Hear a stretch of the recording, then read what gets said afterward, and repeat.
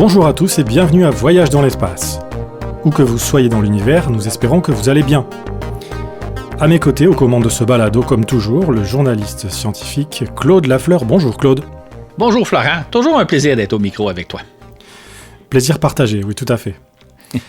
Comme nous l'avons vu dans le balado précédent, la première moitié de l'année 1972 a été particulièrement intéressante, avec notamment la mise en œuvre des programmes de la navette spatiale et Apollo-Soyouz, ainsi qu'avec le 5e débarquement sur la Lune, la mission Apollo 16. Comme nous le verrons dans cette seconde partie, la deuxième moitié de l'année 1972 a été moins flamboyante que la première. Mais elle englobe néanmoins son lot d'activités spatiales fort intéressantes, dont 2 opérations d'importance qui pourtant sont passées totalement inaperçues à l'époque. Donc quelles sont ces facettes méconnues dont tu vas nous parler, Claude ?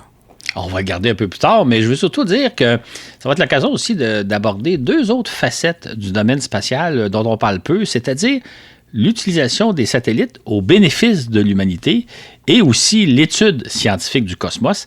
Et 1972, c'est une année intéressante, en tout cas la deuxième moitié, parce que on a mis en route une nouvelle application spatiale. Une application spatiale, c'est par exemple la météorologie, les télécommunications. Et là, en 1972, on met en application une nouvelle façon de faire, c'est la télédétection, dont on va parler un peu plus tard. Et bien sûr, l'année 1972 se conclut avec la fin du programme Apollo et l'ultime mission Apollo 17. Poursuivons donc notre périple dans le temps et dans l'espace en reprenant les événements là où nous les avions laissés. Tel que prévu, la sonde soviétique Venera 8 frôle la planète Vénus le 22 juillet après avoir parcouru 200 millions de kilomètres en 4 mois. Elle largue alors un module de descente qui a pour mission d'étudier l'épaisse atmosphère qui englobe la planète, ainsi que son sol où règnent des conditions infernales. Si vous voulez en savoir plus à ce sujet, je vous invite à écouter notre balado numéro 75 sur les mystères vénusiens. Donc tu dis, Claude, que cette capsule est à la fois un boulet de canon et une bouteille thermos. Pourquoi Exactement. Parce que pour traverser l'atmosphère de Vénus, qui est une atmosphère très opaque, et arriver jusqu'au sol, il faut protéger l'équipement électronique qui est à bord de la sonde contre des températures pouvant monter jusqu'à 493 degrés Celsius. 493 degrés Celsius, là, je pense que vous n'avez pas ça dans votre four, même quand vous le mettez au maximum. C'est terrible comme chaleur. La sonde aussi va subir des pressions atmosphériques très importantes sur Vénus. La pression atmosphérique peut atteindre jusqu'à 105 fois la pression qu'on subit nous sur Terre actuellement. Là, vous êtes assis sur votre fauteuil, vous subissez une pression atmosphérique. Sur Vénus, c'est 105 fois supérieur. Et lors de la descente dans l'atmosphère, la capsule peut subir des décélérations allant jusqu'à 335 G. Donc 335 fois la pression qu'on subit sur Terre, la gravité terrestre. Donc, la capsule est conçue pour protéger de l'équipement technique, électronique assez fragile. C'est un peu comme si vous mettiez votre ordinateur dans un four, que vous le mettiez à 495 degrés Celsius, etc. Il faut donc protéger l'équipement technique électronique jusqu'à ce qu'on arrive au sol. Donc, le simple fait de chercher à se rendre sur la surface de Vénus, à y envoyer une capsule jusqu'à la surface, c'est en soi un exploit technologique assez impressionnant que les Russes ont réussi. Et la capsule de Venera 8 traverse l'atmosphère de la planète en 1h50, période durant laquelle elle prend une foule de mesures des températures et des pressions ambiantes, de la vitesse des vents, etc. Puis une fois parvenue au sol, elle poursuit ses analyses durant encore 50 minutes, avant de succomber aux conditions dantesques. C'est la deuxième fois que les Soviétiques réussissent l'exploit, puisque Venera 7 en avait fait autant durant 23 minutes le 15 décembre 1970. Qu'a donc observé Venera 8 ? En fait, ce qui est intéressant, c'est que Venera 8 a confirmé les mesures prises par Venera 7. Donc, il fait sur Vénus des températures de l'ordre de 490 degrés Celsius et une pression atmosphérique de 90 atmosphères, donc un petit peu moins que ce pourquoi la sonde avait été conçue. Et donc, c'est intéressant parce qu'à l'époque, on soupçonnait que les mesures de Venera 7 étaient les bonnes, mais on voulait toujours avoir confirmation, ce qui a été le cas avec Venera 8. Et aussi, Venera 8 a fait une analyse de sol. Et ça, c'est intéressant parce que c'était la première fois qu'on analysait la surface d'une autre planète autre que la Terre, évidemment. Donc, on pouvait avoir une idée de quoi est fait Vénus. Et évidemment, c'est une analyse très, très préliminaire, c'est-à-dire très, très partielle. Hein? On a fait une analyse de sol à un endroit particulier. Et ce que la sonde a trouvé, c'est que le sol de Vénus, là où elle l'a analysé, ça ressemble à du granit, qui est une roche très, très, très courante sur Terre. Donc, le sol de Vénus, pour le peu qu'on en sache, pourrait se comparer à celui de la Terre. Donc, c'est intéressant parce que Vénéra 8 a confirmé les mesures de Vénéra 7 et on a obtenu une première analyse de sol. Et on peut souligner aussi que ce sont vraiment des exploits extraordinaires, puisque avec les températures et la pression qu'il y a sur Vénus, réussir à poser plusieurs fois des sondes qui fonctionnent pendant... Moi, j'ai été étonné en lisant. Tu as tout à fait raison. 50 minutes à 500 degrés. C'est ça. Mettez votre ordinateur dans votre four à 500 degrés, il résistera pas 50 minutes. Alors que quand, si je me trompe pas, quand les Soviétiques ont envoyé des sondes sur Mars, ils n'ont pas eu autant de succès, alors que les conditions, finalement, sont quand même plus proches de celles de la Terre. Absolument. Alors, c'est incroyable qu'ils aient réussi à faire poser ces sondes, parce qu'il n'y en a pas eu que deux, il y en a eu plusieurs. Ah, c'est ça, il y en a d'autres, on va parler éventuellement. D'ailleurs, on en parlait dans le balado 75, là, il y a eu plusieurs sondes. Mais effectivement, les Russes avaient développé une technologie qui était impressionnante, même pour nous en Occident. Là.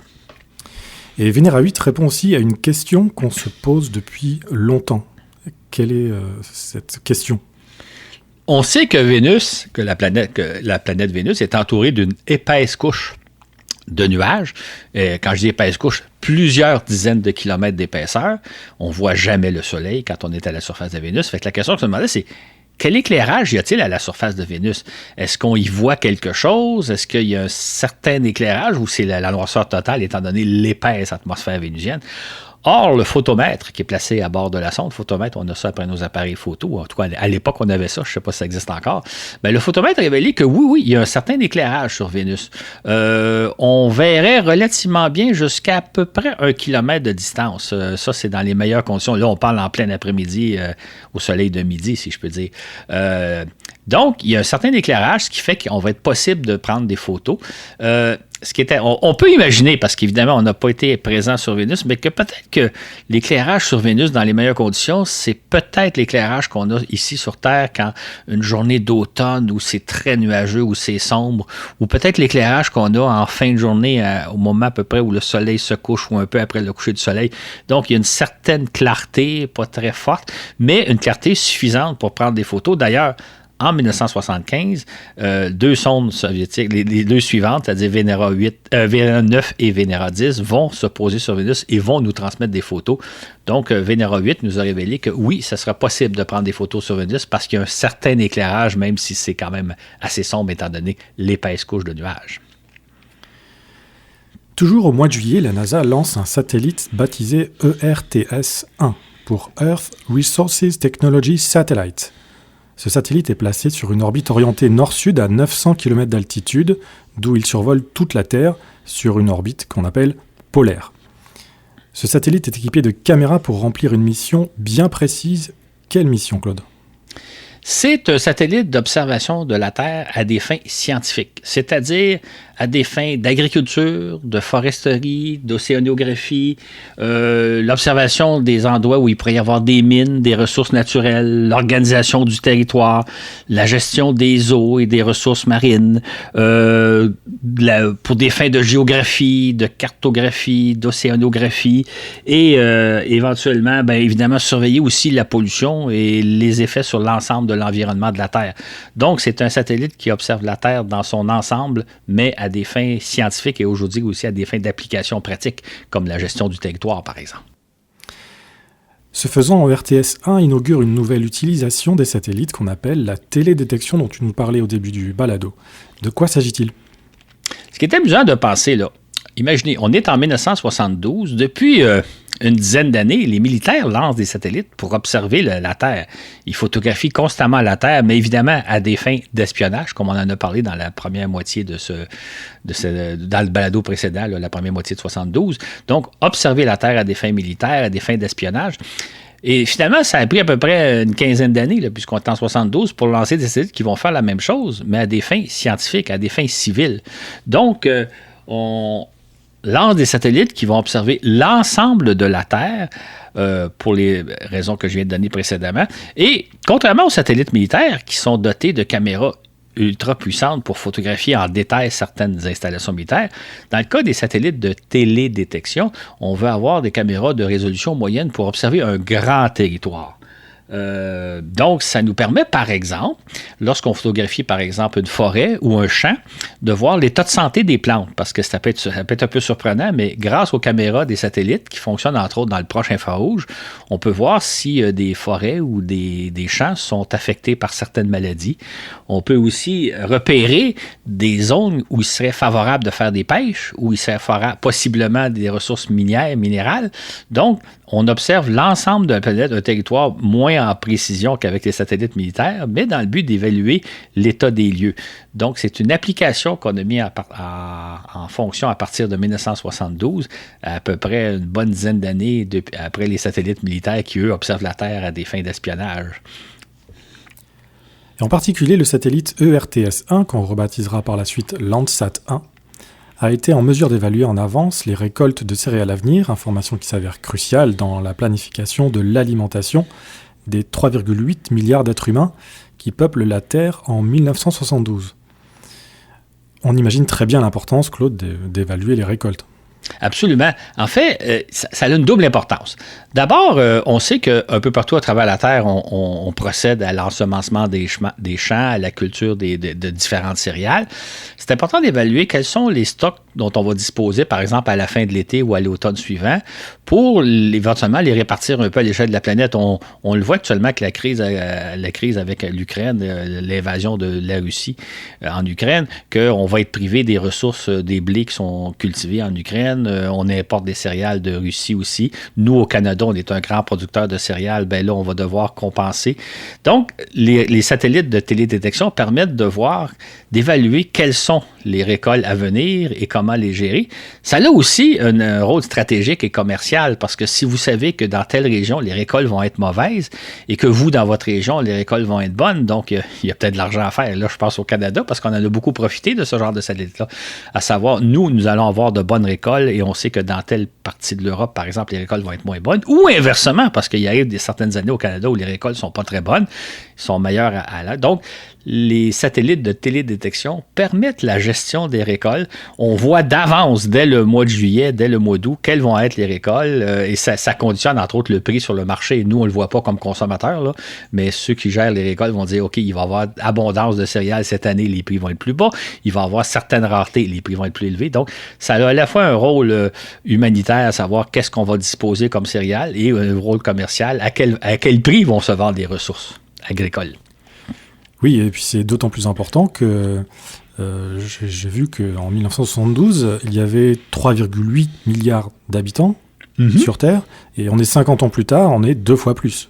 Exactement. Et pourtant, on a tout ce qu'il faut comme ressources agricoles, sauf que cette année, en 2022, on va peut-être avoir des problèmes avec ce qui se passe malheureusement en Ukraine. Donc, ça sert à ça, les satellites de télédétection.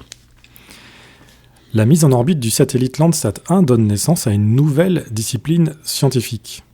De quoi s'agit-il? C'est ce qu'on appelle l'interprétation des données satellitaires. C'est-à-dire que, par exemple, comme je viens de le mentionner, Landsat peut prendre une photo, par exemple, d'un champ ou d'un vaste territoire où on fait de l'agriculture et observer, par exemple, qu'il y a peut-être une maladie qui est en train de se développer ou que les récoltes semblent devoir être moins bonnes. Mais est-ce que c'est réellement le cas? Il faut comparer ce que les données satellitaires nous donnent, les photos, avec la réalité du terrain. Ce qui fait qu'à la suite de la mise en œuvre de Landsat 1, il y a des armées de scientifiques qui comparaient ce que le satellite observait avec ce qu'on s'observait au sol. Si le satellite semblait repérer une forêt en mauvais état, on allait sur le terrain vérifier. Donc, il y a toute une expertise qui s'est développée pour interpréter correctement les données transmises par les satellites. Et là, j'ouvre une parenthèse pour souligner que c'est un peu ça la caractéristique de la science. En science, on émet des hypothèses, on a certaines impressions, certaines hypothèses, il faut les valider, il faut les vérifier sur le terrain. Dans la vie de tous les jours, vous et moi, souvent, on émet des hypothèses et on prend pour acquis que c'est la vérité, que telle personne a dit telle affaire ou s'est comportée de telle façon, etc., etc. On ne va pas nécessairement valider les choses. En science, il faut valider les choses et quand on fait des bonnes hypothèses, la validation s'avère, mais si on fait de mauvaises hypothèses, on se rend compte que non, c'est pas tout à fait ça. Donc, il y a toute une science de l'interprétation des photos satellites qui s'est développée depuis 1972. Et aujourd'hui, évidemment, on est en mesure d'interpréter les données puis de savoir exactement ce qui se passe. Une autre parenthèse que je pourrais ouvrir, vous avez vu récemment avec l'invasion de l'Ukraine, beaucoup de photos de satellites qui nous ont été montrées dans les médias, dans les journaux, etc., où on voit par exemple ce qui se passe sur le territoire. Ce sont des satellites de télédétection, souvent même des satellites privés, qui photographient la Terre et qui nous permettent de suivre ce qui se passe au territoire, non seulement au niveau de l'agriculture, de la foresterie et autres, mais même au niveau des activités humaines. On le voit très bien de ce temps-là à la télévision et dans les journaux. Et conçu pour fonctionner à l'origine durant une année, Landsat 1 a pris 300 000 photos de la Terre durant 5 ans et demi. Il a véritablement confirmé l'utilité de la télédétection, d'autant plus qu'entre-temps, on lancera Landsat 2 en 1975 et Landsat 3 en 1978. Ces satellites ont ainsi donné naissance à une toute nouvelle industrie privée. Laquelle ? Quand on parle de Landsat, ce sont des satellites du gouvernement, c'est un satellite de la NASA, lancé par la NASA. Vous, les Français, les Européens, avez eu le satellite Spot, la série des satellites Spot, et il y a eu plusieurs satellites gouvernementaux. Mais il y a aussi, entre-temps, s'est développé les satellites privés, c'est-à-dire qu'à l'heure où on se parle aujourd'hui, en 2022, il y a des dizaines de compagnies qui possèdent leur propre flotte de satellites, donc satellites privés, qui font de la télédétection et vendent les données. Et il y a une foule d'entreprises qui se servent de ces données-là, soit qui œuvrent dans le domaine de l'interprétation de ces données-là ou de l'utilisation carrément de ces données-là. Donc, ça a donné naissance, Landsat, à tout un secteur d'industrie privée très, très florissant parce qu'une partie importante des satellites qu'on lance chaque année, ce sont des satellites privés de télédétection. Ce qu'on n'aurait pas imaginé il y a 50 ans, moi je me souviens pour avoir suivi le programme à l'époque, on n'aurait pas imaginé que 50 ans plus tard, il y aurait des dizaines de compagnies qui auraient leur propre flotte de satellites. Et c'est un secteur donc qui a vraiment connu un essor formidable. Et c'est ainsi qu'après les satellites de communication et de météorologie, qui jouent depuis les années 60 des rôles vitaux dans notre quotidien, voilà que la télédétection est devenue tout aussi importante. Exactement. En fait, là, ce dont on parle depuis tantôt, c'est donc, on appelle ça les applications spatiales, là, la télécommunication, la météorologie, la télédétection. Ce sont des secteurs d'activité qui génèrent des activités économiques de plusieurs dizaines de milliards de dollars par année, probablement même ça dépasse le centaine de milliards de dollars. Ça fait travailler des dizaines de milliers de personnes et on en parle moins souvent, mais ça sauve probablement des centaines de vies de différentes façons. Un jour, d'ailleurs, on en reparlera plus en détail. Mais tout ça pour dire que le secteur des applications spatiales, probablement qui vaut beaucoup plus cher, génère beaucoup plus d'activités que ce que ça nous coûte d'explorer l'espace. Parce que des fois, les gens se demandent à quoi ça sert d'envoyer des sondes sur la planète Mars, puis d'explorer Vénus, puis d'aller aux confins du système solaire. Il y a tellement de problèmes sur Terre. Ben, la conquête de l'espace, l'exploration de l'espace qui a commencé en 1957, a donné lieu à une activité économique très, très utile et très importante de nos jours, et activité économique qui vaut probablement beaucoup plus cher que tout l'argent qu'on a investi jusqu'à maintenant pour aller sur la Lune puis explorer les planètes du système solaire. Donc, il y a le programme spatial, si on le prend dans son ensemble, est très, très rentable, même s'il y a des fois des dépenses. On se demande, on a parlé dans un balado récemment du télescope Webb, on pourrait dire qu'il a coûté 10 milliards. Les gens disent, on aurait peut-être dû utiliser le 10 milliards à autre chose. Bien, ce 10 milliards-là fait partie des activités spatiales qui ont mené à différentes applications dont on vient de parler. Donc, le spatial, à mon avis, est extrêmement rentable, même si parfois, il y a des sujets, on peut se demander à quoi sert de savoir que sur Vénus, il fait 490 degrés et la pression atmosphérique est 105 atmosphères. Ça fait partie d'un ensemble d'activités dont certaines sont extrêmement rentables et sauvent des centaines de vies chaque année. Toujours au mois de juillet, les Soviétiques lancent leur 500e satellite de la série Cosmos, dont le premier remonte à mars 1962. Officiellement, nous disent les Russes, tous les Cosmos ont pour mission d'étudier la Terre et l'espace à des fins scientifiques. Mais en Occident, nous avons très vite compris qu'il n'en était rien, qu'il s'agit plutôt en grande majorité de satellites militaires. Les Russes tentaient donc de cacher leurs activités spatiales militaires sous l'étiquette Cosmos ? Absolument. Au début, on était un peu confondus parce qu'on disait, OK, il lance un premier satellite Cosmos qui fait des recherches scientifiques, ce qui était le cas d'ailleurs, un deuxième satellite. Puis après ça, on a commencé à voir qu'il y avait différentes familles de satellites et en analysant comme il faut leur trajectoire, leur fonctionnement, etc., on a découvert que, par exemple, dans le cas, on va parler des 500 premiers satellites Cosmos lancés sur une période de 10 ans, bien que 85% de ces satellites-là avaient des objectifs militaires, ce que les Soviétiques ne reconnaissaient pas officiellement. Il s'agissait toujours de satellites civils qui faisaient de la recherche scientifique. De ces 85% de satellites, en fait, des 500 satellites qui ont été lancés, les 500 Cosmos qui ont été lancés dès le départ, plus de la moitié, là, 212, étaient des satellites de reconnaissance, les fameux satellites espions là, qui photographient la Terre pour savoir ce qui se passe dans le camp ennemi. Donc, plus de la moitié des Cosmos étaient des satellites de reconnaissance, ce que les Soviétiques ne reconnaissaient pas eux-mêmes. Il y avait aussi une soixantaine de satellites de communication militaire, c'est-à-dire des satellites qui relaient les communications entre les forces armées soviétiques qui sont réparties un peu partout sur la planète et les quartiers généraux et le gouvernement. Donc, il y a les communications militaires qui sont importantes. Il y avait, on compte à peu près 18 satellites d'écoute électronique. Ça, ce sont des satellites qui écoutent les communications ennemies, donc qui captent les émissions radio, qui captent les différentes données qui sont transmises justement par les militaires ennemis. Soit dit en passant, les Américains ont l'équivalent aussi, mais dans le cas des Soviétiques, il s'agissait officiellement de satellites Cosmos à but scientifique. Il y avait aussi une douzaine de satellites de navigation. La navigation, c'est ici, on connaît souvent aujourd'hui par les fameux GPS, mais la navigation, c'est d'abord une application militaire qui sert à guider les navires, les avions, les missiles, etc. Donc, les Soviétiques, comme les Américains, dès les années 60, développaient leur propre réseau de satellites de navigation. Dans le cas du réseau américain, bien, ça va donner naissance au fameux GPS dont on se sert tous les jours, mais les Russes ont leur propre système de navigation qui s'appelle GLONASS et qui a avant tout un but militaire. Et parmi les 500 premiers satellites Cosmos, il y avait aussi des satellites anti-satellites dont on a parlé lors du balado précédent là, sur la première moitié. Et il y avait aussi des essais du système PHOBS, là, le fameux missile de bombardement qui pouvait surprendre les défenses américaines. Donc, tout ça s'était caché au sein d'une famille. Quand on parle de Cosmos, il y a eu Cosmos 1, 2, 3, 4, 5, 6, 7 jusqu'à 500. Officiellement, tous des satellites civils, mais en réalité, 85% étaient militaires. Mais jamais les Soviétiques ne reconnaissaient qu'ils lançaient des satellites militaires. Ils disaient toujours qu'eux, ils explorent l'espace à des fins purement pacifiques et scientifiques, ce qui n'était évidemment pas le cas. Les Américains aussi, les deux étaient pareils, là. Mais juste pour dire que nous, en Occident, même si les Soviétiques tentaient de nous cacher ce qu'ils faisaient, on le savait très bien à l'époque.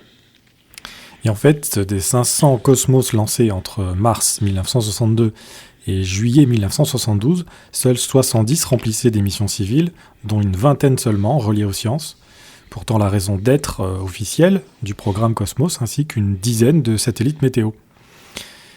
De plus, les Russes se servent aussi de la série Cosmos pour cacher des tests et camoufler des échecs aussi. Exactement. Il faut savoir que les Russes se servaient de la série des Cosmos pour camoufler certains tests qu'ils faisaient, par exemple, quand ils lançaient une capsule, un nouveau vaisseau spatial, par exemple une capsule Vostok ou Soyouz, avant de nous rendre officiel l'existence de ces vaisseaux-là. Ils le testaient à vide, sans équipage, et là, ils le cachaient sous l'étiquette Cosmos. La série servait aussi à camoufler des échecs planétaires. Par exemple, lorsqu'ils lançaient des fois des sondes vers la Lune, Mars ou Vénus, il arrivait qu'il y avait des échecs. Il faut savoir qu'un lancement de sonde se fait en 2 étapes. La première étape, c'est que vous placez l'engin en orbite autour de la Terre, et puis quelques heures plus tard, l'étage fusée rallume son moteur pour s'élancer vers la Lune, vers Vénus ou vers Mars. Il est arrivé un certain nombre de fois où ça n'a pas fonctionné, fait que le satellite est resté pris, la sonde est restée en orbite autour de la Terre, et à ce moment-là, les Russes lui donnaient une étiquette Cosmos. D'ailleurs, on a parlé tantôt de la sonde Venera 8. Il avait lancé aussi une sonde qui se serait normalement appelée Venera 9, mais qui est restée en orbite autour de la Terre et qui s'est appelée Cosmos 482. À cela s'ajoute une cinquantaine d'échecs de lancement, c'est-à-dire que l'engin ne s'est même pas rendu en orbite terrestre. La fusée a explosé en cours de vol. Donc, il y a une autre cinquantaine de satellites Cosmos dont on n'a jamais entendu parler, sinon qu'on l'a su dans les années 90. Donc, c'était une catégorie de satellites un peu fourre-tout qui servait à beaucoup plus d'opérations que simplement étudier la Terre et le cosmos, comme nous disaient les Soviétiques à l'époque. Et notons que si aujourd'hui on connaît précisément la nature de chacun des satellites lancés par l'Union soviétique en 1972, on en avait une très bonne idée, qui s'est confirmé toutefois avec l'ouverture des archives russes à partir des années 1990. En fait, ce qui est intéressant dans tout ça, c'est de savoir que à cette époque-là, on a affaire à une société extrêmement fermée, l'Union soviétique, qui veut cacher un certain nombre de choses. Mais à l'époque, on avait une très bonne idée de ce qui se passait, idée qui a été confirmée par la suite lorsque les archives soviétiques se sont ouvertes dans les années 90. Comme quoi, là, même un gouvernement opaque qui veut garder secret ses activités, il n'y arrivait pas. Et là, il y a une leçon à apprendre, c'est-à-dire que les gouvernements sont incapables de cacher les secrets, même lorsqu'ils font tout pour y parvenir. Ça ne marche pas du tout. Fait que c'était le cas de l'Union soviétique. On savait assez bien ce qui se passait à l'époque, malgré le secret qui régnait à l'époque derrière le rideau de fer. Le 26 juillet, 6 mois à peine après que le président Nixon eut lancé le programme de navette spatiale, la NASA annonce le grand gagnant, la firme North American Rockwell, se voit décerner le contrat principal et tant convoité de la conception de la navette spatiale. Ce qui est intéressant, c'est que Rockwell reçoit un contrat pour 2 éléments. D'abord, le contrat pour fabriquer au moins 4 étages orbitales, ce qu'on appelle l'orbiteur, et en même temps assumer l'assemblage de l'ensemble de la navette, c'est-à-dire que la navette, ça comprend les moteurs qu'on appelle principaux de la navette, les SSME, le gros réservoir extérieur et les 2 propulseurs à poudre qui vont être fabriqués par d'autres firmes. Donc, c'est Rockwell qui va assurer l'intégration de tous ces éléments-là. On parle d'un contrat du siècle, hein, parce que c'est un contrat qui allait s'étendre sur des décennies. On pensait que la navette fonctionnerait pendant 20, 30, 40 ans. Donc, c'était un contrat extrêmement convoqué à l'époque parce que, on en a parlé dans le premier balado, là, le monde de l'aérospatial américain allait très mal. Il y avait beaucoup de chômage, beaucoup de firmes qui étaient en difficulté. Donc, c'est Rockwell qui a remporté le contrat du siècle. Pour le moment, on parle d'un contrat de 6 ans de 2,8 milliards de dollars, mais ça, c'était pour les 6 premières années. On savait que ça serait prolongé. Et dans le cas du côté de la NASA, on parlait que ce contrat-là allait créer 15 000 emplois dans le domaine de l'aérospatial d'ici 1976. Et comme je le soulignais dans le premier balado, 1972, c'est une année électorale. Là, au mois d'octobre, au mois de novembre, il va y avoir la réélection du président Nixon.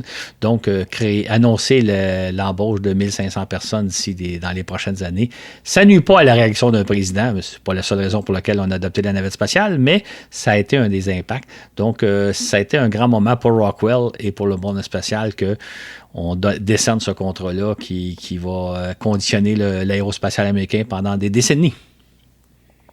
Et pendant ce temps, à Houston et à Moscou, des équipes d'ingénieurs s'affairent à planifier les détails de la mission Apollo-Soyouz prévue pour l'été 1975. Ce qui est intéressant de comprendre, parce qu'aujourd'hui on l'a un peu oublié, mais il a vraiment fallu que les Russes et les Américains apprennent à travailler ensemble. En fait, les capsules Apollo et les capsules Soyouz étaient très, très différentes. Mais évidemment, les Russes et les Américains ne parlent pas la même langue. Ils n'ont même pas le même alphabet. Donc, tout ça, là, ça a été un apprentissage. En plus de ça, ils n'ont pas la même façon d'aborder les problèmes, de solutionner les problèmes. Les solutions sont les mêmes, mais pour arriver à la solution, ils ne procèdent pas nécessairement pareil. Par exemple, les Soviétiques trouvent les Américains très, très tatillons. Les Américains, c'est beaucoup de la planification, de la documentation, beaucoup de discussions avant de passer à l'action.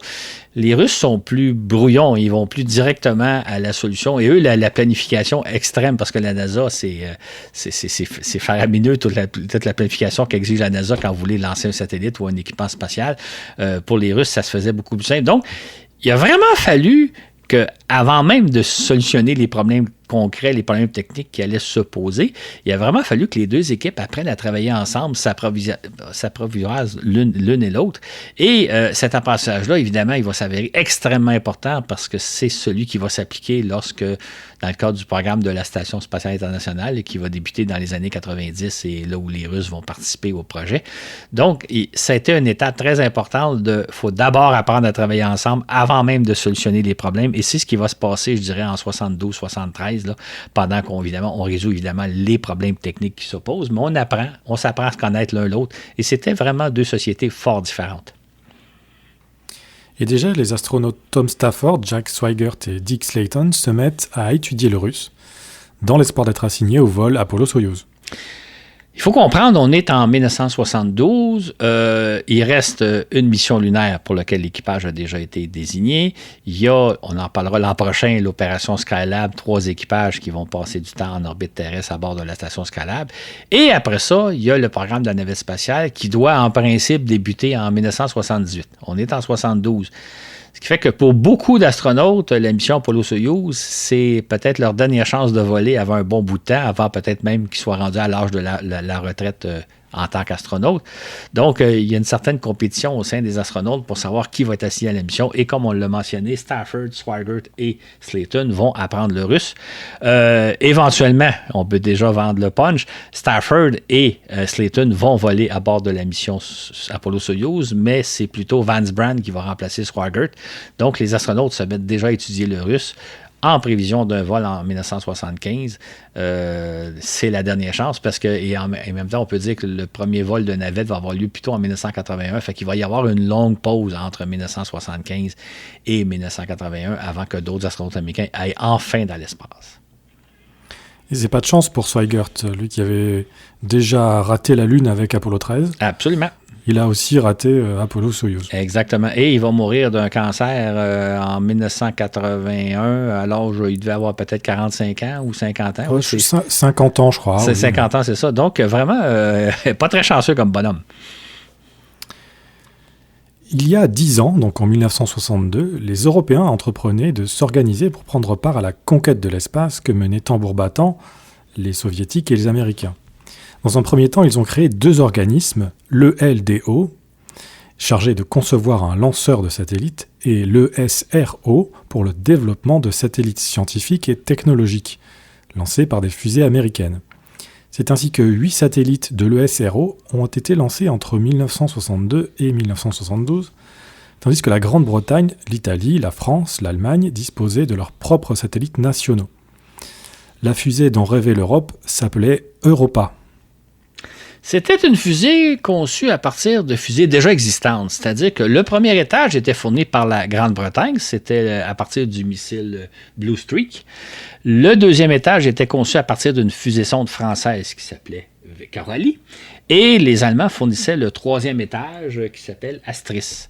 Donc, on partait de fusées qui existaient déjà, on les modifiait, on les juxtaposait les unes aux autres en espérant que ça ferait un lanceur de satellite. Malheureusement, les 4 essais de la fusée Europa 1 qui ont lieu entre 1968 et 1971 ont tous échoué. On s'attendait à des échecs parce qu'il faut toujours mettre au point une fusée, mais là, 4 échecs en 4 lancements, ça a été assez dramatique. D'ailleurs, à partir de ce moment-là, la Grande-Bretagne s'est retirée du projet. J'ouvre une parenthèse pour dire que la Grande-Bretagne n'a jamais été très, très en faveur de la collaboration avec les pays d'Europe. On l'a vu récemment et c'était déjà le cas à l'époque.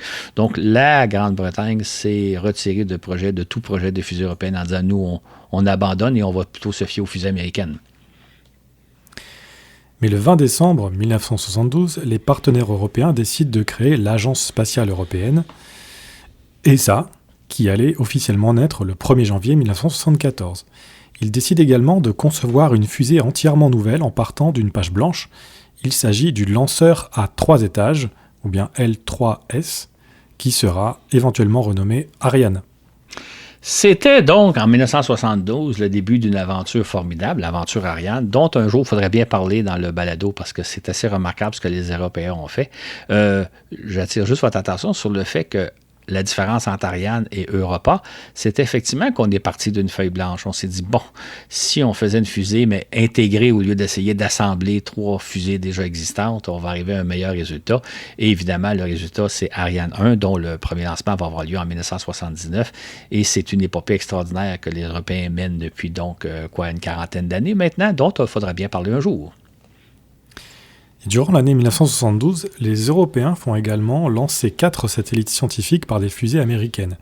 Et de son côté, la France réalise une belle première en faisant lancer son satellite SRET-1 par une fusée soviétique. Ouais. Ce fut là un bel exploit pour l'Hexagone, n'est-ce pas? Exactement.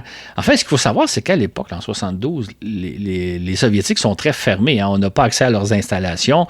Là, on commence en 72 à avoir des photos puis des films de lancement de fusées russes, mais c'est un phénomène très récent. Je disais dans le balado précédent qu'en juin 1966, le général de Gaulle s'était rendu en Union soviétique et on l'avait même amené au cosmodrome de Baïkonour, où il y avait eu le privilège, et j'insiste sur le mot privilège, de voir un lancement de fusées russes. Donc, les Russes étaient très, très fermés. Sauf que suite à la visite du général de Gaulle, il y a eu un accord passé entre la France et l'Union soviétique. L'Union soviétique a accepté de lancer 2 petits satellites français qu'on appelle SRET. Ce sont des satellites de 15 kg seulement, qui étaient des satellites technologiques, c'est-à-dire qu'on faisait l'essai d'équipements, essentiellement des piles solaires, pour voir comment est-ce que les Français sont capables de concevoir des piles solaires qui vont servir à alimenter l'électricité des futurs satellites. Donc, le fait que la France ait réussi à faire voyager 2 de ses satellites SRET à bord de fusées russes, c'était en soi un exploit, une première ouverture des Soviétiques. Je raconte ça un peu parce que, entre-temps, à partir des années 90-2000, ben là, c'est devenu un phénomène courant de lancer des satellites occidentaux par des fusées russes. Mais à l'époque, en 72, c'était quelque chose d'impensable. On n'aurait pas pu imaginer ça. Et 20 ans plus tard, ben, ça se faisait de façon assez courante. Donc, les Français ont été les premiers. Et évidemment, on en reparlera peut-être un jour, mais il y a toujours une collaboration assez particulière entre la France et l'Union soviétique. Il y a des cosmonautes français, Jean-Loup Chrétien qui a volé à bord de Soyouz, etc. Donc, c'était le début d'un lien assez particulier. Un coup de chapeau pour la France dans ce dossier-là. Tout au long du mois de juillet, des rumeurs circulent à Moscou concernant le lancement prochain de cosmonautes. Un premier équipage devrait s'envoler du cosmodrome de Baïkonour en août, puis un second en octobre. Rappelons qu'il y a tout juste un an, le 30 juin 1971, l'équipage de la mission Soyouz 11, après avoir passé 24 jours à bord de la station spatiale Salyut 1, a péri lors de son retour sur Terre. Voir à ce propos le balado numéro 62 dans les secrets de la cosmonautique soviétique. Mais il y a d'abord eu le 26 juin le lancement d'un mystérieux Cosmos, le numéro 496. Et de quoi s'agit-il? Effectivement, donc le 26 juin, les satellites lancent Cosmos 496, officiellement un satellite d'études scientifiques de la Terre et de l'espace, comme tous les autres cosmos. Sauf que très vite, les experts occidentaux se rendent compte que ce satellite a été placé sur la même orbite que sont placés normalement les Soyouz, et il transmet sur la même longueur d'onde que les Soyouz. Donc, les Soviétiques ont lancé un Soyouz, sans nous le dire, un Soyouz évidemment sans équipage, pour qualifier le matériel Soyouz à la suite de l'accident de Soyouz 11 survenu un an plus tôt. Donc, on faisait l'essai d'une version améliorée du Soyouz. Cet engin-là est venu se poser 10 jours plus tard dans le Kazakhstan, comme font tout bon Soyouz. Donc, de toute évidence, les Soviétiques venaient de faire l'essai d'une capsule Soyouz sans équipage, mais pour des raisons un peu mystérieuses, au lieu de simplement nous le dire, ben, ils ont préféré cacher l'opération, mais en Occident, on était capable d'analyser les opérations et on savait donc ce qui se passait. Comme quoi, les secrets, c'est pas facile à garder. Et d'où donc les rumeurs de lancement de cosmonautes qui jaillissent en juillet, mais bizarrement, ces rumeurs n'ont pas eu de suite, et le temps passe sans qu'il n'en soit plus question. Que s'est-il donc passé? Effectivement, ça a été un mystère qui a duré assez longtemps. En fait, on se demandait, quand il y a des rumeurs, on se demande toujours, est-ce que c'est des vraies ou des fausses rumeurs? Parfois, les rumeurs sont vraies, souvent sont fausses. Ce qu'on va apprendre, c'est au mois d'avril suivant, 1973, dans un article d'Aviation Week, le magazine glisse tout simplement que les Soviétiques auraient tenté de lancer une station orbitale Salyut au mois de juillet et que le lancement aurait échoué. Encore là, on se demande à l'époque, est-ce que c'est une rumeur? Est-ce que c'est de la propagande américaine? En fait, ce qu'on va apprendre plus tard, c'est que c'est bel et bien ce qui est arrivé. Ce qui fait que les services de renseignement américains le savaient, mais eux aussi gardaient le silence. C'est vraiment 20 ans plus tard qu'on a eu confirmation de ce qui s'est réellement passé, c'est-à-dire que le 23 juillet 1972, les Russes ont effectivement lancé la station qui se serait normalement appelée Salyut 2. Malheureusement, 2 minutes et demie après le décollage, la fusée Proton a explosé en plein vol. La station a été perdue et l'échec a été gardé secret pendant encore 2 décennies. Mais ce que ça nous confirme, c'est qu'à l'époque, les Américains suivaient tellement bien ce qui se passait en Union soviétique qu'ils le savaient, mais ils n'osaient pas trop nous le dire parce qu'ils ne voulaient pas révéler leur capacité de surveillance. Mais finalement, la fameuse rumeur qui circulait à partir de 1973 s'est avérée. Les Russes avaient tenté de lancer une station spatiale Salyut, donc 1 an après l'accident de Salyut 1, mais ça a été un échec total, échec qui a été gardé secret pendant une 20aine d'années, même s'il y avait certaines fuites qui nous l'avaient laissé entrevoir. L'année 1972 marque un tournant dans les observations astronomiques faites depuis l'espace. On peut même dire que c'est le véritable début de l'astronomie réalisée en dehors de notre atmosphère. Le 21 août, la NASA lance le satellite OAO-3 pour Orbiting Astronomical Observatory, l'un des plus importants satellites astronomiques de son temps. Et en quoi ce télescope, que personne ne connaît de nos jours, a-t-il été important ? La mission première d'OAO-3 était de faire des spectres des étoiles, des galaxies et autres objets célestes. Des spectres, c'est la mesure de la composition d'une étoile, d'une galaxie, etc. Donc, il prenait des mesures qui nous permettaient de savoir de quoi sont faits différents objets célestes. C'est un satellite qui a été en fonction pendant 8 ans et qui a pris énormément de mesures. Et entre autres, il a joué un rôle très important dans l'étude des quasars. Les quasars, c'est des objets célestes très bizarres dont on a parlé dans un balado. Je n'ai pas noté le numéro. Mais ce sont les objets célestes les plus brillants de l'univers. Et à l'époque, on commençait à découvrir ces objets-là. Et donc, OAO a permis, d'étudier le premier trou noir qu'on avait repéré, Cygnus X1. Donc, il a joué un rôle très, très important en astronomie. Maintenant, il faut le dire, c'est que comme il prenait des mesures et non pas des photos, on n'a pas de superbes photos de l'espace comme va faire éventuellement le télescope spatial Hubble. Donc, aux yeux du grand public, et là, je m'inclus là-dedans même à l'époque, c'est un satellite dont la mission est passée relativement inaperçue parce que tout ce qu'il prenait, c'était des mesures, mais il a joué un rôle très important et c'est vraiment le début, en 1972, on peut dire, de l'astronomie spatiale qui, évidemment, va connaître un essor formidable. De nos jours, tout le monde connaît Hubble et maintenant, on attend Webb qui s'en vient dans quelques semaines. Donc, c'est le début de l'astronomie spatiale avec OAO, même s'il y a eu quelques autres télescopes spatiaux avant, il faut quand même le mentionner, mais OAO 3 a eu une importance très, très importante. Et justement, le 8 mai, la NASA annonce la mise en chantier du projet de grand télescope spatial nommé LST, Large Space Telescope, mais mieux connu aujourd'hui comme étant le télescope spatial Hubble. Ce télescope, le LST, devait être lancé par la navette spatiale au début des années 80.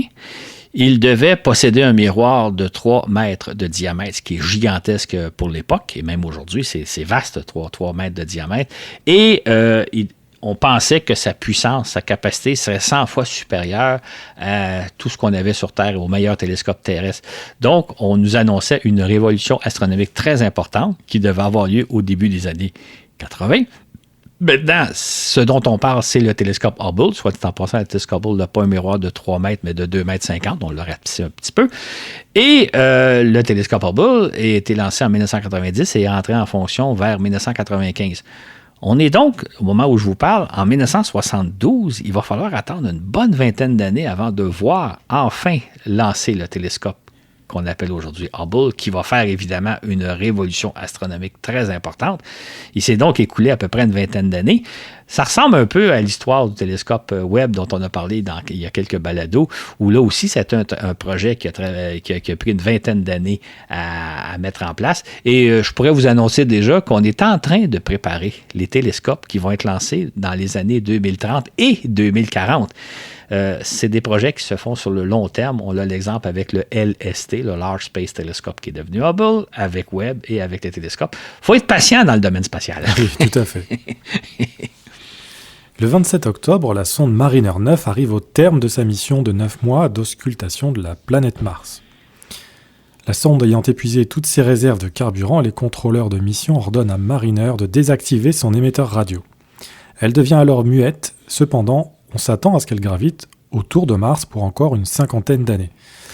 As-tu suivi la mission à l'époque, Claude ? Ça a été une mission fascinante, hein, parce que pour la première fois, on découvrait une planète dans son ensemble. Auparavant, il y a quelques sondes qui avaient frôlé la planète Mars, qui nous avaient transmis quelques dizaines de photos. Là, sur une période de 9 mois, semaine après semaine, on recevait des photos. La sonde a pris 2319 photos en tout et pour tout. Et là, nous a fait découvrir un monde absolument extraordinaire, comme on en a parlé un peu dans le balado précédent. On a découvert des volcans gigantesques, des canyons hyper impressionnant. Surtout, peut-être, ce qui était la découverte la plus frappante, c'était ce qui ressemble à des lits de rivières asséchées qui nous faisaient considérer que peut-être que l'eau a jadis coulé à flot sur Mars. Ça a vraiment été une mission extraordinaire parce qu'on a vraiment découvert une planète. C'était la première planète qu'on découvrait de bien. On avait fait un peu la même chose autour de la Lune dans les années 60, mais ça, la Lune, c'est un satellite naturel, c'est pas une planète. Donc, la mission qui a duré 9 mois a été un formidable succès. À la suite de cette mission-là, on n'avait plus du tout la même image de Mars. Et la grande question que posait Mariner, c'était: y a-t-il vraiment eu de l'eau en abondance sur Mars? Et là, il faudra attendre quelques décennies avant d'avoir la réponse. Et nous qui sommes maintenant 50 ans plus tard, est-ce qu'on sait, pour l'anecdote, si Mariner 9 orbite toujours la planète Mars ou pas? J'ai fait une recherche parce qu'on pensait qu'elle passerait à peu près une cinquantaine d'années en orbite, donc on est 50 ans plus tard. Je n'ai pas trouvé d'informations. Je ne sais pas si on le sait ou simplement je ne suis pas tombé sur l'information. Si jamais il y a un auditeur, une auditrice qui a l'information, qui nous la transmette, mais peut-être que même la NASA ne le sait pas si la sonde finalement s'est écrasée sur la planète ou pas. À suivre. Mais c'est vrai qu'on serait à peu près rendu à la fin de vie de la mission. Est-ce que c'est le cas, à la fin de vie de la sonde, est-ce que c'est le cas ou pas? Je ne sais pas. Et c'est toujours compliqué de suivre les objets une fois leur mission terminée. Je sais qu'il y a eu la même chose avec un des modules lunaires, peut-être que c'est Apollo 10. Je ne sais plus si c'est Apollo 10. Ouais. Mais, surtout que quand ça se passe autour d'un autre astre, on est moins vigilant que quand ça se passe autour de la Terre. Fait que, effectivement, il y a quelques débris comme ça qui sont dans l'espace où on ne sait pas exactement où ils sont ou s'ils sont encore dans l'espace. Oui. Mariner 9 a aussi photographié de près les 2 petites lunes de Mars, Phobos et Deimos, de petits astres dont on ne connaît pas grand-chose à l'époque. N'est-ce pas? Exactement. En fait, là, avant la mission Mariner 9, même avec nos meilleurs télescopes, il est impossible de distinguer quoi que ce soit des 2 petites lunes de Mars. On savait qu'elles étaient petites, on savait qu'elles mesuraient quelques dizaines de kilomètres tout au plus de diamètre, mais on ne pouvait pas distinguer leur forme et encore moins aucun détail. Évidemment, la sonde a eu le privilège de passer à quelques milliers de kilomètres, les photographier. Et là, ce qu'elle nous a révélé, c'est que ces 2 astres-là, d'abord, ne sont pas sphériques, mais ils ont plutôt la forme de pommes de terre, de 10-20 kilomètres de taille à peu près, là, mais ce sont des astres allongés, donc de petite taille, de couleur brunâtre avec quelques cratères. Ce qui est intéressant, c'est que ça nous donnait l'idée que ça confirmait une hypothèse qu'on avait, en fait, elle n'est pas tout à fait confirmée, mais tout indique, que ce serait probablement des astéroïdes qui auraient été capturés par la planète Mars. On sait qu'entre Mars et Jupiter, il y a la fameuse ceinture d'astéroïdes où il y a des milliers d'objets. Possiblement que Phobos et Deimos sont 2 de ces objets-là qui ont un jour été capturés par la planète Mars. Si c'est le cas, et ça reste à ma connaissance à confirmer, mais tout indique que ça doit être le cas, Mariner 9 nous a donné un premier coup d'œil sur à quoi ressemblent des astéroïdes, parce que même avec nos plusieurs plus puissants télescopes, on n'a aucune idée de leur forme et de leur apparence. Fait que, Mariner 9 nous a probablement fait découvrir à quoi ressemblent 2 astéroïdes. Et depuis ce temps-là, d'autres sondes ont photographié des astéroïdes qui confirment à peu près le même genre d'apparence, c'est-à-dire souvent des formes de pommes de terre, de cailloux quelconques, mais intéressant à étudier parce que c'est probablement la matière à partir de laquelle s'est construit le système solaire. Mais ça, c'est une autre histoire. On s'est servi également de Mariner 9 pour tester la relativité. Et de quelle façon? Ce qui est intéressant, c'est que comme la sonde était en orbite autour de Mars pendant 9 mois, il est arrivé à un certain moment donné, à l'automne 1972, où, par rapport à nous, Mars est passé derrière le Soleil. On sait que Mars tourne autour du Soleil comme la Terre, et à certains moments donnés, par rapport à nous, elle doit passer derrière le Soleil. La sonde émet des ondes radio, évidemment, les photos, etc. En temps normal, les ondes radio se déplacent en ligne droite. C'est pour ça qu'on établit les contacts de cette façon-là. Sauf que selon la théorie d'Einstein, énoncée 50 ans plus tôt, au début du 20e siècle, la présence du Soleil, la présence d'une masse importante déforme l'espace. Et Einstein avait prédit que normalement, des ondes lumineuses ou des ondes radio qui passeraient près d'une étoile seraient déformées, leur trajectoire serait incurvée quelque peu. C'est donc ce qu'on a permis de vérifier avec Mariner 9, c'est-à-dire est-ce que quand la planète s'est approchée pour passer derrière le Soleil, on a pu observer effectivement que les ondes radio de la sonde ont été déviées par la présence du Soleil, confirmant encore une fois la théorie de la relativité. Je dis encore une fois parce que ça fait maintenant, aujourd'hui, 100 ans qu'Einstein a émis sa théorie. Il y a eu différentes expériences pour vérifier la théorie. Et à ma connaissance, toutes les expériences se sont avérées. Toutes les expériences ont confirmé la théorie d'Einstein, à moins qu'il y ait eu des petits détails parfois. Là. Mais je veux dire, ça a été une autre démonstration que les prédictions assez surprenantes d'Albert Einstein s'avèrent exactes. Et c'est ainsi que prenait fin l'une des grandes épopées de l'exploration du système solaire, Mariner 9 ayant changé à tout jamais notre perception de la planète Mars. Le 9 novembre, les Américains expédient en orbite le satellite canadien Anik 1, permettant au Canada de devenir le premier pays au monde à se doter d'un réseau de communication par satellite placé en orbite géostationnaire. Est-ce à dire que ton pays a eu un réseau de communication par satellite avant les États-Unis et tout le reste du monde? Oui et non. Oui, en termes de réseau domestique. Mais il faut savoir que depuis 1965, les Américains avaient installé le réseau Intelsat, donc des satellites Intelsat, qui offrent à l'ensemble de la planète les communications. Donc, il y avait un réseau qui offrait les communications d'un bout à l'autre de la planète grâce à des satellites américains. Et Intelsat, c'est un consortium international qui rassemblait à l'époque une soixantaine de pays, dont le Canada, les États-Unis, les pays d'Europe, etc. Donc, la Terre, la planète bénéficiait d'un réseau de satellites de télécommunications grâce aux Américains. Mais les Américains ont permis au Canada de se doter de leur propre réseau national, parce qu'il faut savoir que nous sommes un très, très vaste pays et d'acheminer les communications d'un bout à l'autre du pays, ça représentait un défi technologique. Donc, on s'est doté d'un réseau. J'ouvre une parenthèse, on dit souvent, on veut claironner qu'on est le premier pays au monde à avoir eu un réseau domestique, ce qui n'est pas tout à fait le cas, parce que les Soviétiques avaient mis en place leur réseau Molnia dans les années 60. Ils avaient leur propre réseau domestique de satellites qui sont placés sur des orbites très particulières. On peut dire que le Canada, c'est le premier pays d'Occident à avoir eu son propre réseau domestique, ou bien le premier pays à avoir son réseau à partir de satellites placés en orbite géostationnaire.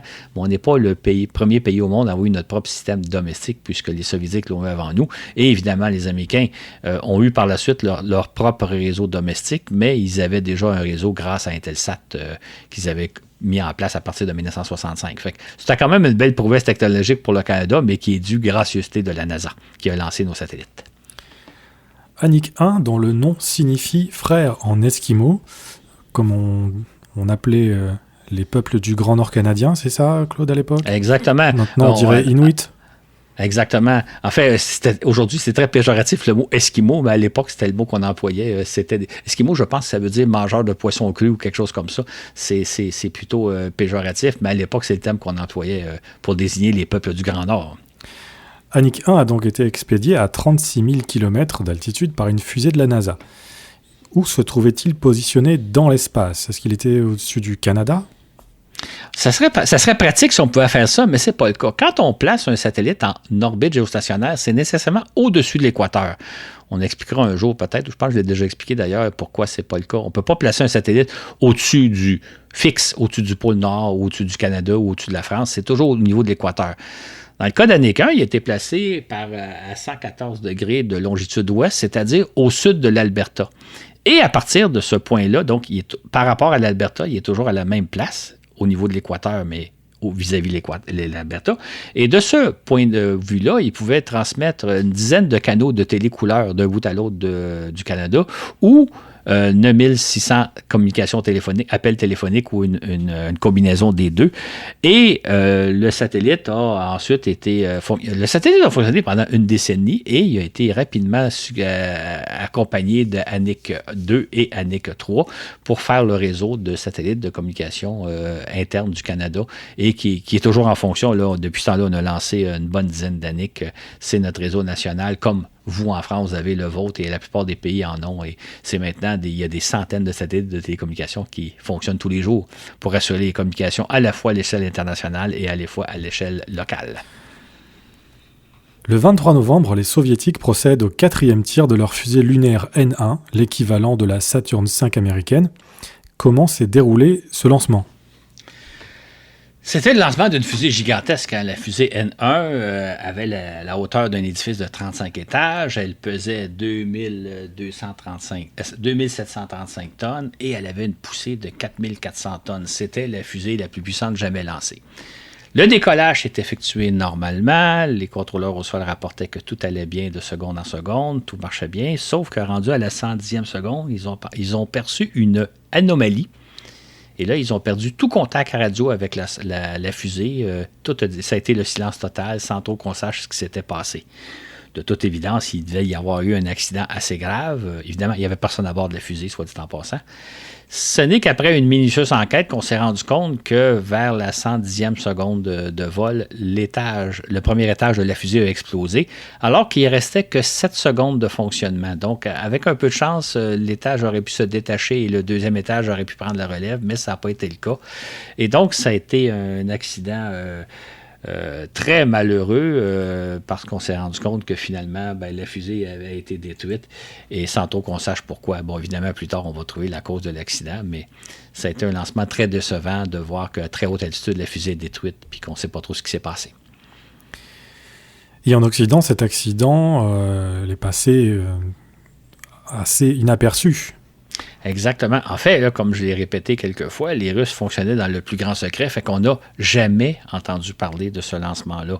C'est arrivé dans le plus grand secret. Ce n'est que... Il y a eu quelques rumeurs qui ont circulé encore là. Les Américains font circuler des rumeurs et on ne sait jamais si c'est vrai ou pas, sauf que 20 ans plus tard, on a eu la confirmation qu'effectivement, il est arrivé un accident très important, c'est-à-dire que la fusée a explosé, comme je viens de l'expliquer, mais ce n'est que 20 ans plus tard qu'on a eu confirmation de l'accident, parce qu'à l'époque, en 1972, personne n'est au courant de ce qui s'est passé. Et quel impact a eu l'accident sur le programme lunaire soviétique ? Ça a eu un impact dévastateur parce que c'était le 4e lancement de la fusée N1 depuis 1969. 4e lancement, 4e échec. Et là, les Soviétiques ont décidé de mettre fin à leur programme, donc fini l'espoir d'envoyer des cosmonautes soviétiques sur la Lune au cours des prochaines années. Fait que ça a été l'abandon du programme lunaire soviétique. Maintenant, ce qu'il faut savoir, c'est qu'à l'époque, on ne l'a pas su. Il n'y a pas eu d'annonce officielle comme quoi les Soviétiques renonçaient à retourner sur la Lune, à aller sur la Lune.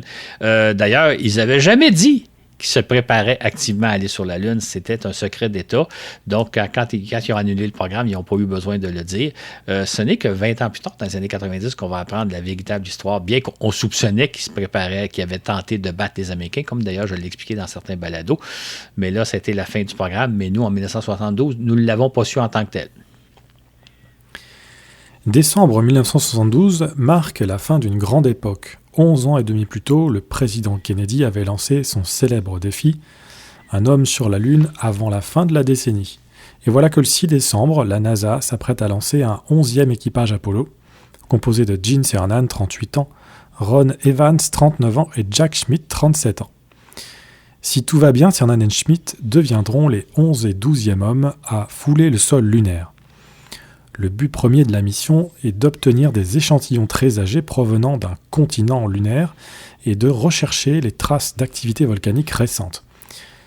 L'équipage doit s'envoler à 21h53 de Cap Kennedy le mercredi soir. Pour la première fois, des astronautes décolleront de nuit. Est-ce que c'est ce qu'il s'est passé ? Malheureusement, non. Moi, là, j'ai 14 ans. À ce moment-là, je suis devant mon écran télé, j'attends le décollage de la fusée et 30 secondes avant l'allumage des moteurs, le lancement est annulé. Les ordinateurs de bord arrêtent tout. C'était la première fois que ça arrivait dans le cas d'une fusée Saturne V. Et là, les ordinateurs avaient détecté un problème au niveau du 3e étage de la fusée. Là, les responsables de la mission, les ingénieurs, devaient déterminer est-ce qu'il y a un véritable problème sérieux? Est-ce qu'on a affaire à une anomalie, quelque chose qui est peut-être pas si grave que ça après tout, ou peut-être même à une fausse alarme? Donc, un mauvais signal, alors qu'en réalité, tout fonctionne bien. Et là, ils ont analysé la situation pendant 2 heures pour finalement décider de procéder au décollage, ce qui fait que la fusée s'est envolée à minuit 33 le 7 décembre. Donc elle s'est envolée en pleine nuit, donc pour la première fois, ça devait être un spectacle assez unique, j'imagine. Absolument. En fait, ceux qui ont été sur place, les témoins sur place, ont dit que c'est littéralement comme si le soleil s'était levé sous nos yeux à minuit 33 et le soleil se lève soudainement d'un seul coup et non pas comme on le voit habituellement. Ça a été un spectacle qui devait être extraordinaire. Malheureusement, il n'y a aucune caméra, aucun appareil photo, aucune caméra télé qui a pu saisir ce que ça a été en réalité. Là. Les appareils n'étaient pas en mesure de nous montrer ceci. Même si les images qu'on a nous donnent un spectacle absolument extraordinaire, ça devait être quelque chose de voir cela. On rapporte aussi que la lumière était telle qu'elle a été perçue sur des milliers de kilomètres, c'est-à-dire des gens jusqu'en Caroline du Nord et des gens qui auraient pu se retrouver à Cuba ont possiblement vu la fusée s'envoler tellement l'éclat était important. De mon côté, j'ai pas pu voir le lancement, j'ai à grand regret parce que j'avais de l'école le lendemain, on m'a dit, fait que j'ai pas pu voir le lancement, fait que j'ai vu les films par après, mais je pense que les films ou les images que vous allez voir, d'ailleurs on va les reproduire dans le fascicule, c'est une pâle copie de ce que ça a dû être en réalité. Il paraît que c'est un spectacle absolument fascinant, mais qu'il fallait voir sur place.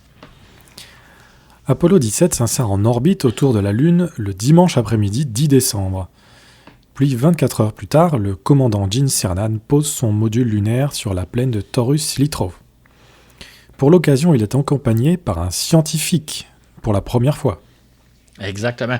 En fait, Harrison Jack Smith, c'est un géologue qui a été recruté par la NASA quelques années plus tôt parce que la NASA disait on envoie dans l'espace des ingénieurs, des pilotes d'essai, etc.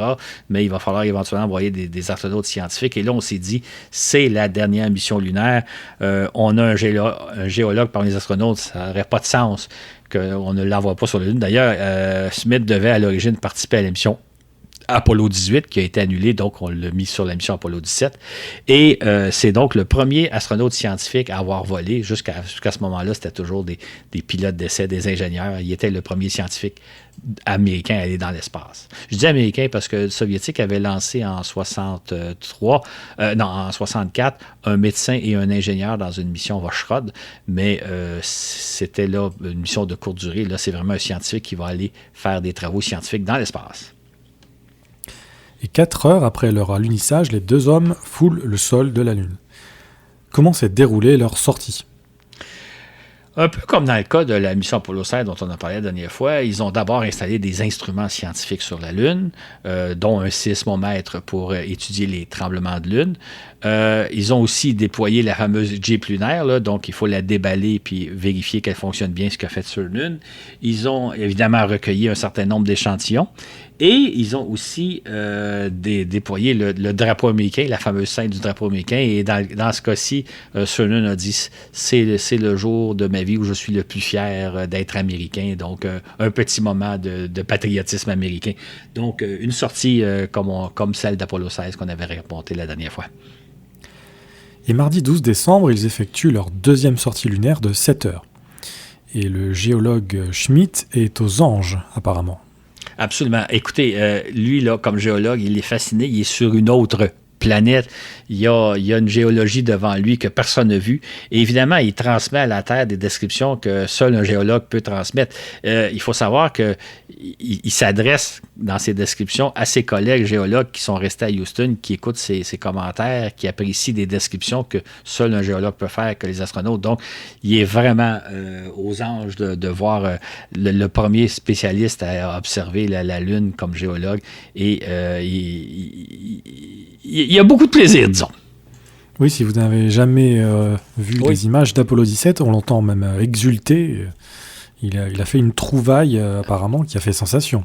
Absolument. En fait, il est arrivé un moment donné sur le bord d'un cratère qui s'appelle Shorty et il a vu du sol orange. Du sol, donc, de couleur orange. Et ça, pour les spécialistes, c'était peut-être la preuve de volcanisme. C'est peut-être du sol de la matière qui vient de l'éruption volcanique. On pensait d'ailleurs que le cratère Shorty, c'était peut-être une bouche de volcan. Et quand donc Cernan et Schmitt arrivent près du cratère, Schmitt est émerveillé. Il dit il y a du sol jaune-orange partout. D'ailleurs, il ne sait pas lequel échantillon recueillir, il ne sait pas où donner de la tête tellement il est enchanté. Et son collègue Cernan confirme qu'effectivement, c'est du sol jaune-orange. Le sol est vraiment de couleur jaune-orange. Et pour les géologues de mer au sol, ils considèrent que c'est peut-être l'une des découvertes, c'est peut-être la découverte la plus importante du programme Apollo. On aurait peut-être trouvé enfin la preuve qu'il y a eu du volcanisme sur la Lune, chose qu'on cherche depuis déjà plusieurs missions. Et mercredi 13 décembre, les deux hommes entament leur dernière excursion lunaire, sortie au cours de laquelle ils parcourent divers sites et récoltent une variété de roches aux teintes et morphologies différentes. Peux-tu nous en dire plus?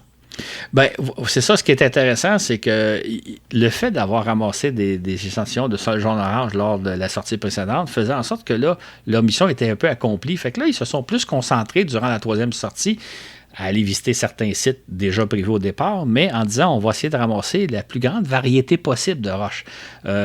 Donc là, ils se sont concentrés. Et avec un géologue qui connaît la chose, il est capable de distinguer, il dit ça, on a déjà ramassé celle-ci, l'autre, on a ramassé celle-là.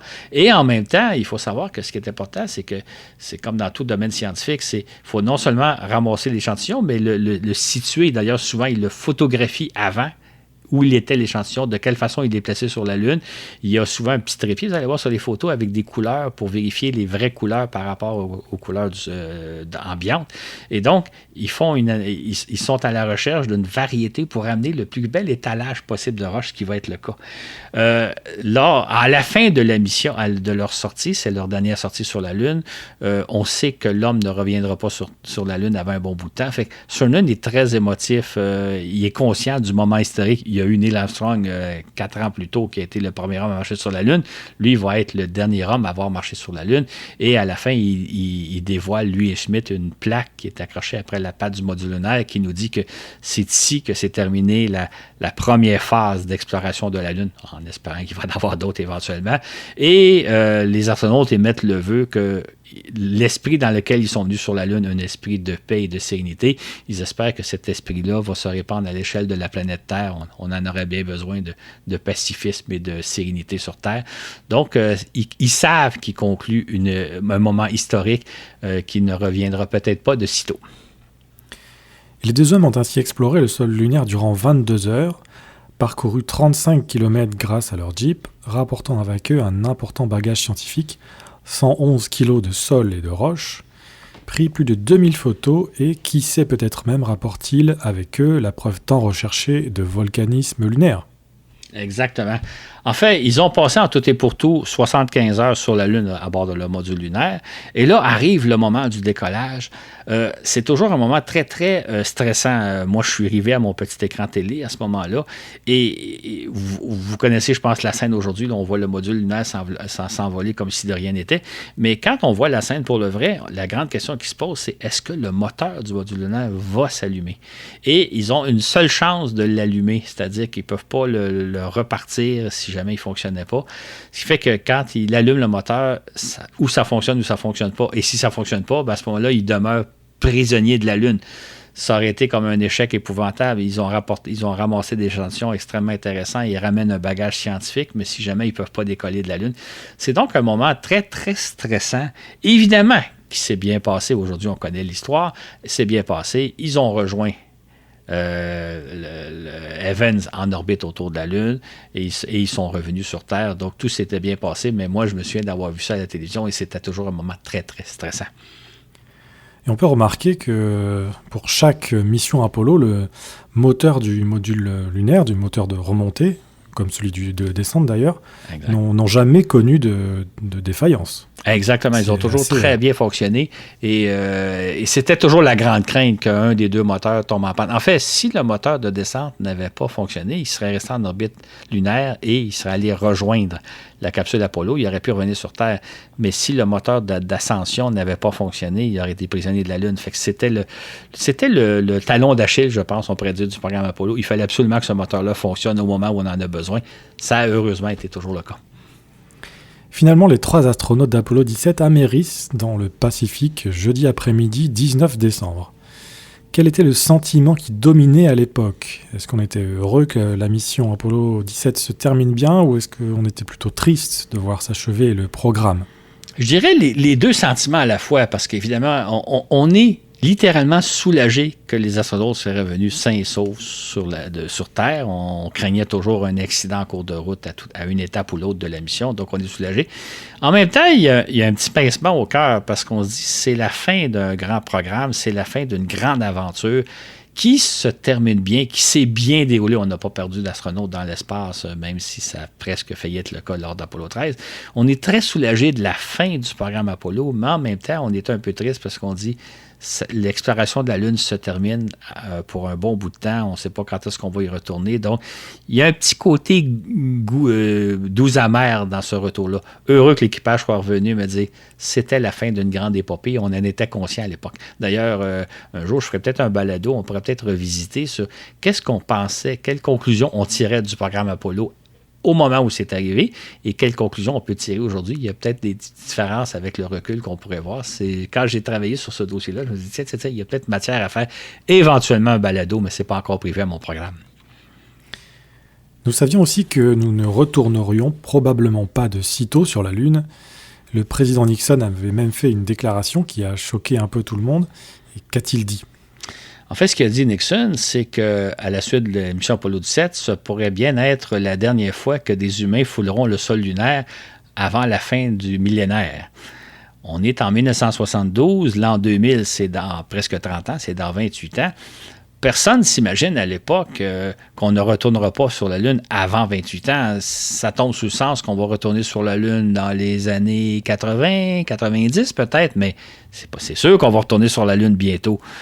Et que lorsque le président Nixon a fait cette déclaration-là, ça a choqué un peu tout le monde. Voyons, non, ça n'a pas de sens. Pourtant, on sait aujourd'hui que Nixon a eu vraiment raison, et même plus que raison, puisque 50 ans plus tard, on n'est toujours pas retourné sur la Lune. Ce qui aurait été absolument impensable à l'époque, et pourtant, Nixon avait raison, malheureusement. Et en fin de compte, est-ce qu'on sait que si ce fameux sol orange découvert par Schmitt et Cernan était la preuve du volcanisme lunaire ? Ça fait un peu rire parce que quand on regarde les analyses qui sont arrivées par après la mission, on s'est rendu compte que non, ce n'est pas la preuve dont on cherche tant. En fait, ce sol-là viendrait d'un phénomène d'éruption volcanique, mais qui se serait passé sous le sous-sol de la Lune il y a des milliards d'années. Alors que ce qu'on pensait que c'était des roches qui viendraient d'une éruption volcanique qui se serait peut-être survenue il y a une centaine de millions d'années. Là, ce sont des roches du sol ou des roches beaucoup plus âgées que ça, qui viennent des profondeurs de la Lune. Donc, ce n'est malheureusement pas la fameuse preuve dont on cherche. Et à ma connaissance, la question de savoir est-ce qu'il y a déjà eu des volcans sur la Lune, reste toujours ouverte. C'est une question auquel on n'a pas encore trouvé la réponse. Comme quoi, j'ai fait un balado il y a quelque temps sur la Lune, c'est inconnu. Il nous reste encore beaucoup, beaucoup de choses à identifier à propos de la Lune, dont la fameuse preuve, y a-t-il oui ou non du volcanisme? Petite parenthèse, je dirais, si on ne trouve pas de preuve de volcanisme, ça ne veut pas dire qu'il n'y en a pas, mais si on ne trouve pas de preuve, c'est peut-être qu'il n'y en a pas eu non plus. Donc, on n'est pas plus avancé aujourd'hui, malgré le fait qu'à chaque mission, on pense avoir enfin découvert la preuve. Malheureusement, ce n'était pas encore le cas avec Apollo 17. Il va falloir retourner sur la Lune. Et c'est ainsi que se termine notre survol de l'année 1972, car il s'agit bien d'un survol puisqu'il y aurait encore beaucoup plus à raconter. Cependant, nous avons couvert les principaux événements de cette année-là. J'espère avoir illustré que le monde a bien changé à l'époque. Là. Il y a plusieurs aspects qui montrent que ça ne fonctionne plus aujourd'hui comme ça fonctionnait à l'époque. D'ailleurs, ça pourrait être le sujet d'un autre balado, faire des différences entre comment se passait le monde il y a 50 ans et aujourd'hui. Chose certaine, moi, quand j'ai fait ce balado-là, je me disais, quand j'étais petit garçon, 13-14 ans, j'ai regardé les astronautes marcher sur la Lune, Apollo 16 et Apollo 17. Jamais j'aurais pensé que 50 ans plus tard, je ferais des espèces d'émissions de radio qu'on appelle des balados, où je raconterais l'aventure des astronautes et émissions qui seraient diffusées à l'échelle de la planète. Si on m'avait conté à l'époque d'Apollo, à l'époque où j'étais petit garçon, ce que je fais aujourd'hui, j'aurais dit non, mais c'est de la science-fiction dont ce que vous parlez, alors que ce qu'on fait, c'est presque quelque chose de banal. Donc, vraiment, le monde a évolué de façon extraordinaire depuis 50 ans et je me réjouis de pouvoir vous raconter l'aventure, ce que j'aurais jamais cru possible il y a 50 ans. Et donc pour conclure, si vous avez apprécié cette façon particulière de parler de l'espace, vous pouvez nous le faire savoir. On pourrait très bien imaginer d'autres années, Claude. Absolument. En fait, moi, c'est une formule qui m'a beaucoup plu de passer d'un sujet à l'autre, de couvrir d'ailleurs des sujets des fois dont on parle moins puis qui ne méritent peut-être pas de faire un balado. Et ça donne peut-être une perspective plus globale des choses. D'ailleurs, je repensais, je suis très intéressé de savoir si vous avez aimé cette formule-là parce que je me disais, si jamais vous vouliez que je vous raconte l'année 1962, donc il y a 60 ans, c'est une année pas piquée des verres. Il y aurait quelque chose d'extraordinaire à raconter. Fait que si vous avez aimé le balado comme vous aimez les autres, parfait, bravo, ben, tant mieux. Mais si vous avez particulièrement aimé cette façon de travailler, cette façon de présenter les choses, ça m'intéresse de le savoir parce que c'est une piste peut-être intéressante à explorer. Par contre, ça ne veut pas dire qu'on va faire des balados sur des sujets thématiques comme on l'a toujours fait, mais de temps en temps, peut-être vous raconter une page d'histoire, c'est peut-être une approche intéressante. Fait que dites-nous-le, ça m'intéresse vraiment de le savoir. Merci à toi, Claude, de nous avoir partagé tes connaissances encore une fois. Et on se donne rendez-vous dans le prochain balado. Absolument. D'autres sujets en préparation, il y en a plusieurs. Fait que ce n'est qu'un rendez-vous.